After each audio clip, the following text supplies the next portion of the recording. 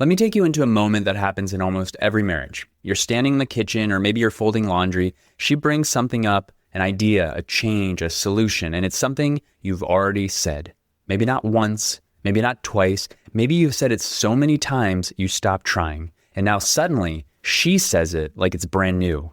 And inside of you, something tenses. You want to smile and nod, but what comes up is frustration. You think, are you kidding me? I said this for months. You want to say, I told you so. You want her to know she's late to the party. Or maybe it flips the other way. Maybe you're the one finally getting it. You're doing the work. You're showing up differently. And now she's the one saying, I've been asking for this for years. Why now? Whichever side of that moment you're on, I want you to listen closely today, because how you respond in those moments matter a lot. They can bring you closer, or they can make things worse, even when you're doing everything right. In this episode, we're going to talk about why the words I told you so, or even the energy behind them, can sabotage connection. We'll talk about the need to be right, how it shows up in small ways, and what to say instead. I'll also walk you through what to do if you're on the receiving end of that moment, if your wife is frustrated that you're only now showing up differently, and how to stay grounded when you're not being met the way you hoped. Stick around, you don't want to miss this one.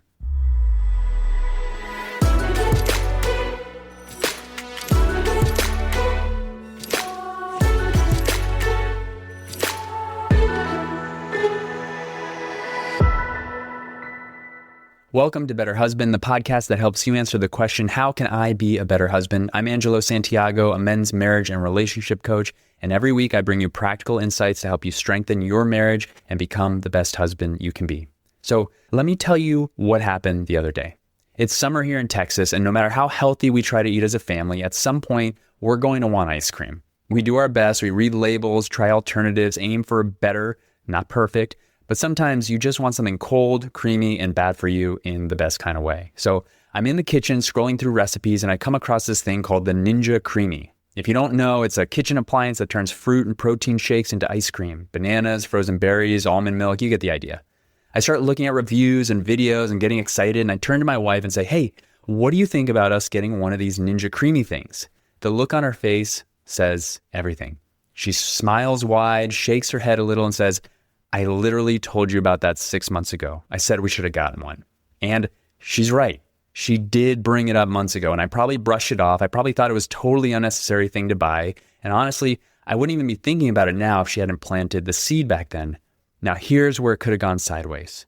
A past version of me, especially the defensive one, would have gotten irritated, maybe shut down, maybe said something like, well, why didn't you remind me? Or turned it into a joke to deflect the embarrassment. But in that moment, I caught it. I noticed the part of me that wanted to react, and instead I smiled and said, you're right, you did say that.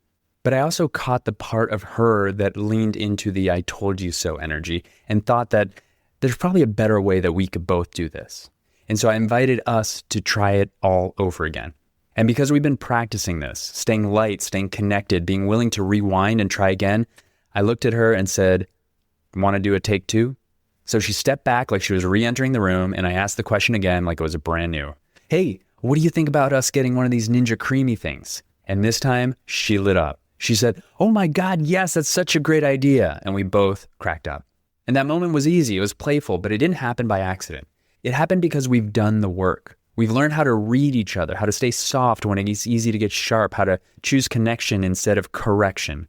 10 years ago, that same moment might have ended in tension, or silence, or one of us going to bed annoyed. And most importantly, the Ninja Creamy never getting purchased out of resentment. And maybe as you're listening, you're thinking, yeah, well, there's no way I would have responded like that, or I probably would have shut down, or I definitely would have said something I regretted. And I get it. I've been there. Moments like this where you stay grounded, stay open, and keep the connection intact, they don't just happen. They come from practice. So if you're not there yet, that's okay. You can build it. That's what we're unpacking in this episode. Because while this story might seem silly, some ice cream machine and a quick back and forth, it shows something deeper. How easy it is to ruin a good moment by needing to be right. Now, in this case, it was my wife who brought that I told you so energy. And because of where we're at, we caught it, laughed about it, and made it playful. But I want to be clear. I've been on the other side more times than I can count. I've made a suggestion over and over, something I thought would help, and then she'd come around to it later, maybe after seeing it online or hearing it from somebody else. And in that moment, something flared up in me. And that part wants to say, I've been saying that for months, or I already told you that, or now you get it. And that's what I want to focus on today. Because when we're the ones bringing that I told you so energy, even subtly, even with a joke, we often end up doing the exact thing we didn't want to do. We shut down connection. We push her away. We turn a chance to build trust into another point of disconnection. So if you felt dismissed in the past, if you've been trying to get through to your wife and she finally comes around, but instead of joining her, you feel the urge to correct her, this part is for you. Let's look at what really happens in those moments. Because when she finally says something you've been saying for months, there's the part of you that flares up, the part that says, I already told you that. I've been saying this forever. Now you get it? It might not come out as words. Sometimes it's a shift in tone, a look, a pause that changes the energy. But whether you say it out loud or not, the hidden message is the same. You're late. I've been ahead of you this whole time. And that right there is where connection breaks. She's finally joined you. She's aligned with the thing you've been asking for. And your first move is to tell her that she should have arrived sooner. And when you respond with, I told you so, even indirectly, you're telling her the timing matters more than the connection. And it comes from something in you that still wants credit, still wants to feel seen, still wants to prove you were right all along. But being right without connection is empty. If what you want is intimacy, trust, and partnership, then the moment she joins you is not the time to lecture her on how long it took. It's the time to meet her as she is right now, because that's where connection lives. If you've been listening to this podcast for a while, you've probably heard me talk about something called the losing strategies. These aren't strategies we consciously choose. They're patterns we picked up early in life, ways we learned to protect ourselves when connection felt unsafe or uncertain. And one of those strategies is being right. That's what shows up in the moment of I told you so. It's the voice in you that wants to prove a point, the part that needs validation, the part that believes if she could just admit you were right, then everything would feel better. But here's the problem. Being right doesn't lead to closeness, it leads to disconnection. Because the energy of being right is about power, not partnership. It puts you above her, not beside her. It says, I knew better, you didn't listen, you should have trusted me. Even if the facts are on your side, the energy is what breaks the moment, because what your partner feels isn't he's wise and thoughtful. She feels he's condescending, he's keeping score. That's why it's called a losing strategy. Even if you win the point, you lose the connection. And let's be honest, sometimes being right does feel good for a second. It feels powerful, it feels satisfying, but the cost is trust. The cost is warmth. The cost is her wanting to open up to you next time. That's not what you want. What you want is togetherness. What you want is for her to join you, not resent you. What you want is to keep the door open so she keeps coming towards you. And that only happens when you resist the pull to correct her, when you let go of being right and choose to be relational instead. Now, if this is the first time you're hearing about the losing strategies, here are the other ones we often fall into in relationships: controlling, retaliation, withdrawal, unbridled self-expression, and this one, being right. Each one has a way of protecting us while sabotaging the connection, and we'll talk about the others in future episodes, but today, just focus on this. In that moment when she finally joins you, don't pull rank, don't prove a point, just meet her there. Because being right isn't actually what you're craving, being close is. So if you're listening and thinking, okay, that sounds good, I want to do that, but I'm not sure how to do it or what to say, let's talk about what you actually should do when this happens.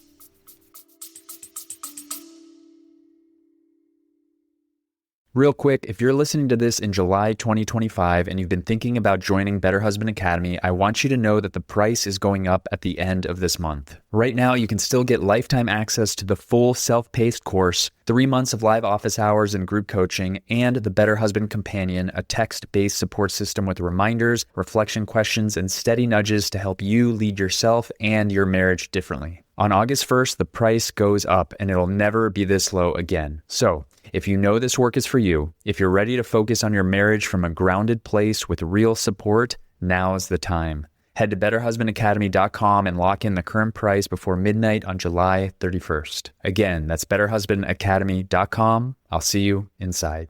Now back to the show. When she brings something up that sounds familiar, something you've said, something you've wanted, and it finally lands, you meet her there. You take a breath, you let go of the scorecard, and you say something simple like, that's a great idea, or I love that you're thinking about this, or let's do it. No sarcasm, no edge, just clean support. You don't have to pretend you never said it first. You just don't need to prove it in that moment. That's the move from tracking the timeline to receiving what's there. That's being relational. That's being a better husband. It says, I'm not here to correct you. I'm here to move forward with you.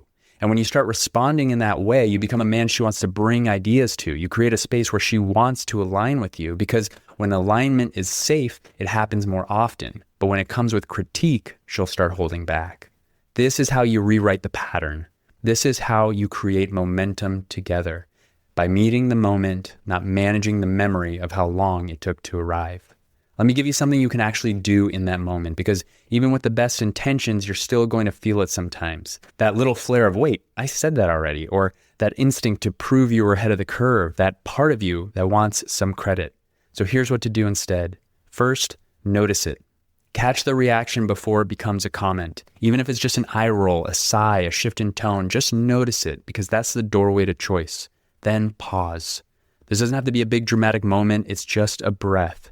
A small space between reaction and response. And in that pause, ask yourself, what does this moment need from me? Not what do I deserve right now? Not how do I get acknowledged for being right? But what would actually build connection right now?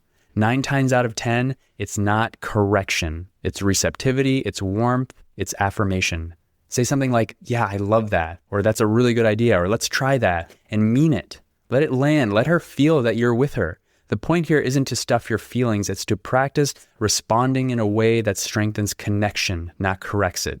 You're not erasing the past, you're just choosing whether using it will help or hurt your marriage. Now let me talk to the men who are on the other side of this, because maybe this hasn't been your experience. Maybe you're not the one saying, I told you so. Maybe you're the one hearing it. You've been doing the work, you've been showing up differently. You're regulating more, you're listening better, you're making changes she's been asking for years. And now that you're finally giving it, she's upset. She's not celebrating you. She's questioning it. She's saying things like, I've been asking this forever. Why now? Where was this version of you when I needed him? And it stings because you want to be seen. You want to be acknowledged. You want her to meet you in this new place you're standing in. But instead of getting acknowledgement, you're getting resentment. And it's confusing. It's disheartening. You might feel saying, what's the point?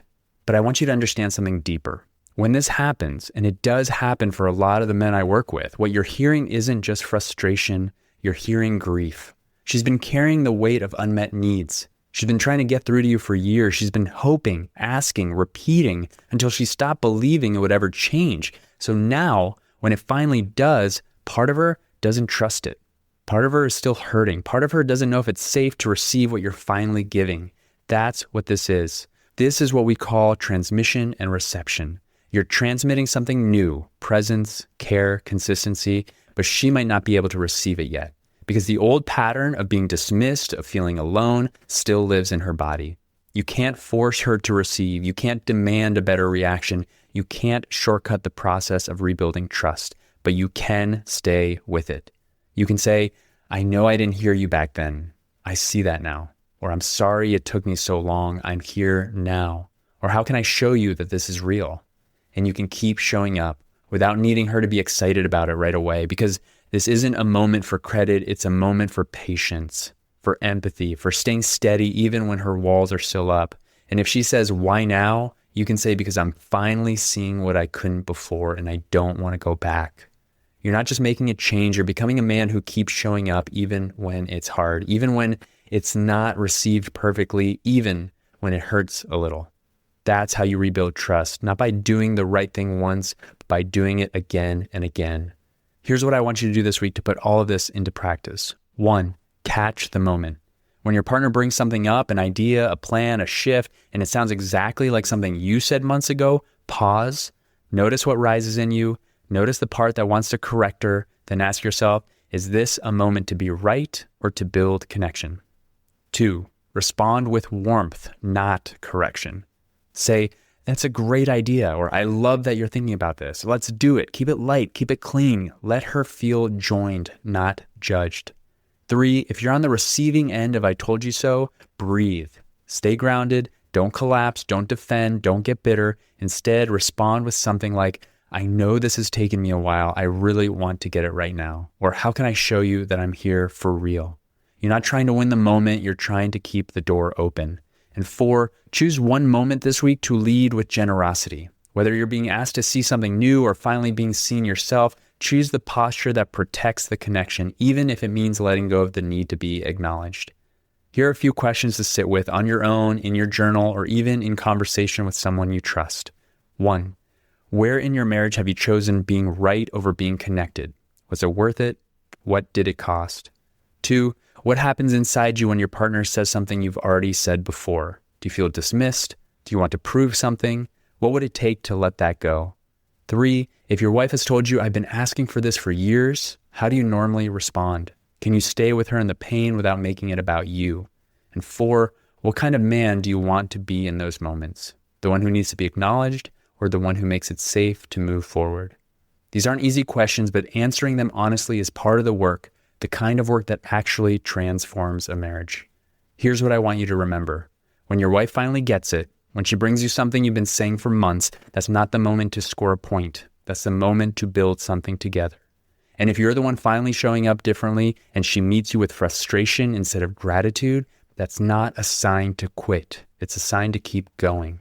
Because rebuilding trust isn't instant. It's slow, it's steady, it's built through how you respond when it would be easier to retreat. So the next time you feel that urge to say, I told you so, pause. Ask yourself, is what I'm about to say going to help or hurt the relationship? What would the better husband part of me say instead?